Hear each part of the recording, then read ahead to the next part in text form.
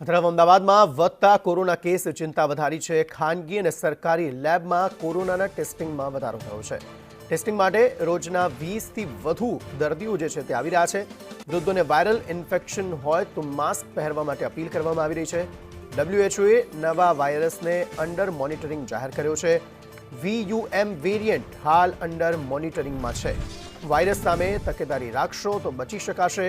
આ તમામ જે તકેદારીરૂપ પગલાં લેવાની વાત AMA દ્વારા કરવામાં આવી છે। કોરોનાના લક્ષણોમાં કોઈ ફેરફાર નથી, પરંતુ લક્ષણ લાગે તો ટેસ્ટ કરાવવા જરૂરી છે। હા, ટેસ્ટિંગ ચોક્કસથી વધ્યા છે। પહેલાં જે રડ્યા ખડ્યા 1, 2, 4 ટેસ્ટ આવતા હતા એના બદલે 5, 7, 10 ટેસ્ટ આવ્યા છે। એટલે ડબલિંગ થયું છે ટેસ્ટમાં અને સરકારી સંસ્થાઓમાં પણ। પરંતુ આપણે જે છેલ્લો અનુભવ હતો એના પછી આપણી પાસે અત્યારે ખૂબ રોબસ્ટ ઇન્ફ્રાસ્ટ્રક્ચર છે। આપણી પાસે ઢગલાબંધ લેબોરેટરીઝ છે પ્રાઇવેટમાં અને સરકારી સંસ્થાઓમાં। આપણી પાસે બેડની અવેલેબિલિટી છે અને આપણા ડૉક્ટરો એના માટે સજ્જ છે। એટલે કોઈ ચિંતાનું કે પેનિકનું કારણ નથી બનતું। જે લોકો વડીલો છે, જે લોકો બીજી બીમારીથી પીડાય છે, એ લોકો ભીડભાડની જગ્યાએ જાય ત્યારે ચોક્કસ માસ્ક પહેરે, કારણ કે માસ્ક એમને પ્રોટેક્ટ કરશે। દરેક માણસે માસ્ક પહેરવાની કે વેક્સિન લેવા દોડવાની